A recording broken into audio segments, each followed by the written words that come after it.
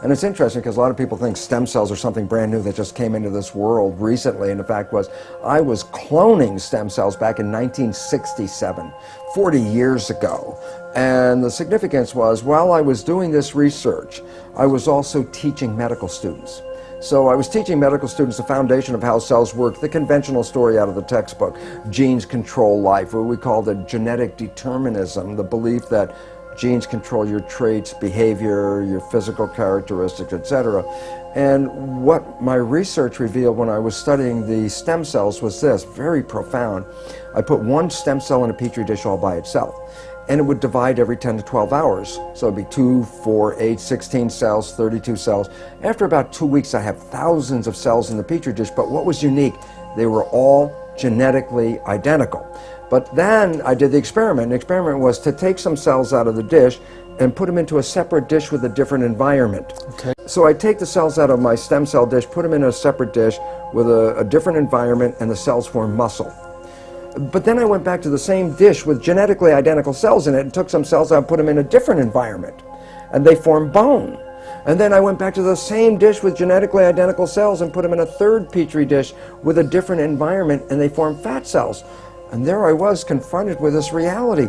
All the cells are genetically identical, but they had different fate: fat, muscle, bone. And I said, simple question, what controls the fate of cells?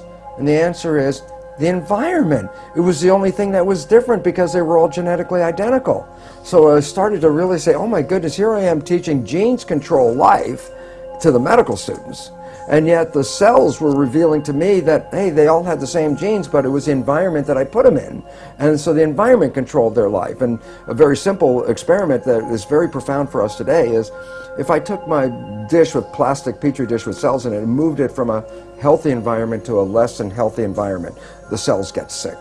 And if I were a doctor of cells, you might say, well, what kind of drugs would you give these cells? And it turns out, no, you don't give the cells any drugs. You just take the dish from the bad environment, put it back into a good environment, and the cells will innately, naturally come back to health again. So how did this realization impact you at the time? Because you were teaching something completely different. Yes. You did this experiment and you realized what you were teaching wasn't the full truth. Oh, absolutely. And then I had a problem with my colleagues because, first of all, they doubted my work, and then I brought them into the experiments and I had them observe them, watch them, and they all said, wow, yeah, the environment controls the cells. But they wanted to marginalize it, so they would say, oh, that's an exception or an anomaly because we're teaching genetic control. It didn't fit the story. I walked out of the university and said, look, I can't keep my integrity and at the same time teach something I know was patently wrong. So I walked out because I saw that teaching the belief that genes control life was very, very incorrect. And it's very interesting because I did that in 1970, now that's like 40 years ago, and guess what?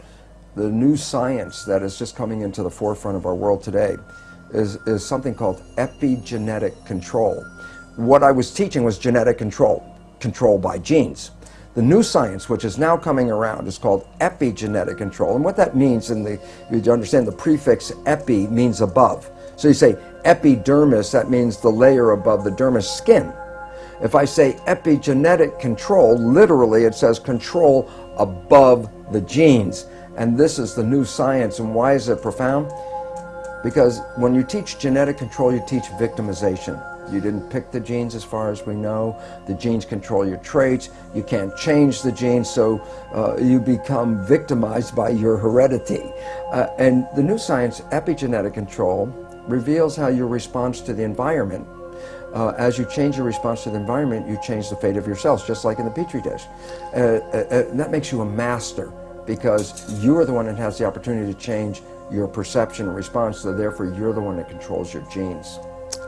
But it took you some time, didn't it, to actually incorporate that in your life? Because I know in the Biology of Belief, your book, you talk about you went through a very unhappy period. Yes. Your father was dying of cancer. You had a very messy divorce from your first wife, and you weren't happy. And you thought at that point that actually your genes did influence, and you had unhappy genes. And it took you some time to actually realize that in your life you could change things. Yeah, it was very interesting because, again, I was still coming from the programs of my own deep beliefs, which I got from childhood on.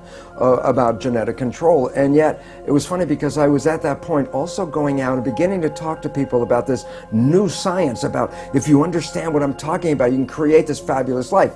And it was fun because in the beginning I would try to get people together and I'd tell them, you can create this fabulous life, and they'd sit at me and look and go, you know, Lipton, for a guy who says you can create a life with this stuff, your life doesn't look that good. Oh my God, I can't just talk about the academics of the new science. To make it work, you actually have to apply the principles of the new science. And that was a change point in my life where I said, well, I'm not going to lecture on this unless I verify to myself that by influencing my personal beliefs and attitudes and things that I can change my biology. And it was wonderful because it only took just a short time to realize how I manifest profound changes in my life by taking in the understanding that how I see the world, my perceptions, control not just my internal biology and my genetics and behavior, but it controls how I create in the world around me. So I went from a world of almost self-destruction into this world of more mastery. But let's look at practically how you did that, just so people pick up a few clues. Well, the first thing is this. The work showed that your mind's perception of the world changes your biology, the chemistry of your body, which changes your cells.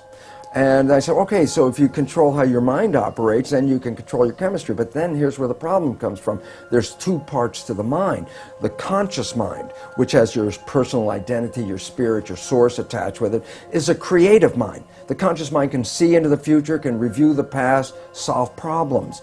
The subconscious mind, the other mind, is more of a habit mind. That's when you learn how to do something, and once you learn how to do it, you don't have to think about it, it's automatic. Well, most of us walk around in the world thinking that we're running our lives with our creative mind. And I'd say, Emmett, what do you want out of your life? And you would say, oh, I want to be healthy, I want to have great relationships, and then you try to say, I'm running my life with these beliefs. But science has now revealed that we only run our lives with our conscious mind at most about 5% of the time. So we're running on these subconscious programs. 95% of the time. Okay. And then the issue is, well, where'd you get the fundamental programs that you operate from? And here's the thing I learned is that it's in the first 6 years of our lives that the brain is in a functional state, an EEG state, the electrical activity, that is not even in consciousness. A child doesn't even reach conscious brain function until about 6. So the first 6 years of your life, your brain function is lower frequency, which is like a hypnagogic trance, a hypnosis.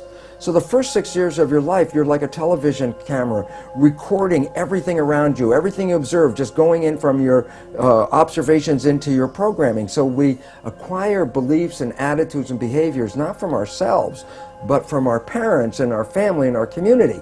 These become the fundamental beliefs. A very interesting point. The Jesuits were very proud. They would say, give me a child until it's 6 or 7 and it will belong to the church for the rest of its life. What they were saying was what they knew, which science is now finding out. The first 6 years are programming. Yes. And whatever program you get, that will be the rest of your life. So you were able, by realizing this, to then look at how you were living your life on a practical level and say, I am not going to be governed by these pre-programs. I am going to live my life in a more conscious way. Am I oversimplifying this? Yeah, that's a fundamental statement of how it works, but it's not as easy as, oh, okay, I've just changed my thinking about it. It's like, well, because as the thinking is not that much in our control. The brain is operating, as I said, 95% from the subconscious. But how did you actually then get results in a relatively short space of time? Well, the first thing, how does the subconscious learn? And that's a very critical thing. The conscious mind can learn from reading a book. So the subconscious mind can read a self-help book and you go, wow, that sounds really great. And then you find you read the book, but your life is still the same. And it turns out, why? And the answer is because the subconscious mind is more of a habit mind, things that you repeat over and over again. Yes. So the reality is, if you can stay conscious, be present, and when those negative thoughts come in our head, and psychologists tell us 70% of the time, the thoughts that are going through our head are negative and redundant, so the same negative thoughts are going through. If you could stop those thoughts, if you could hear them as they come through, like, oh, that's not going to work, or this will never happen, those kinds of thoughts. If you can hear them and stop them consciously, say, no, change the belief right there, just give the more positive thing. As you repeat this more frequently and you keep repeating it, the subconscious mind begins to learn. So as a habit, if you Okay. stay conscious, and you have to work at it. And here's why. People say, well, how come only 5% from conscious mind, 95% from subconscious? Because the conscious mind can think into the future and think into the past and solve problems. Then think about it yourself. Most of the time, you're thinking about something. Well, if you're thinking, you're using the conscious mind. Well, if you're using the conscious mind for thinking, then who's running the show? And the answer is, when you're not paying attention and you're thinking about what I'm going to do tomorrow, your subconscious is running the show. So you used the words, be present. Be present. Which Be mindful. we hear a lot. So be mindful, which really means be aware Yes. of what's going on. So you get an automatic reaction, you're aware of that, and you say, I don't want to go there, that's an old pattern, and you look at a new way to be in that situation. Exactly. And you have to repeat it over and over again, Yeah. because if you think, well, I got mad at myself yesterday because I repeated that same stupid thing, and I got mad again today because I repeated the same stupid thing, and then people give up because they get frustrated. And it's like, no, it's a habit. So you have to every day, but ultimately you can repeat it. Some of this may take work for people because you have to really be present, and yet we're so bombarded with information and our lives are so busy that our conscious mind is almost always wandering, trying to resolve issues and problems and things we have to work out, which then means the subconscious mind is running the show. Because you went from, and I'm quoting from your book, wanting to be anyone but me, Yes. to being, I think you quote yourself as the happiest man in the world. You felt so happy. Oh so my you gosh. proved that this can work. When I started to apply the new science and rewrite the subconscious so it supported me rather than the programs of limitation or disempowerment that we get from our parents and our community as children, which almost all of us get. When I put in the new programs, all of a sudden I started to find, my goodness, my life completely turned around. All wonderful things started happening in my life. I was healthier. I haven't been to a doctor in 20 years. I don't need that. I don't take any of their drugs. Why? Because most of the illness is just from the stress of not living in harmony. And when you learn to get rid of the limiting programs that we got as children and put in programs that support you, guess what? Then all of a sudden the place turns into heaven.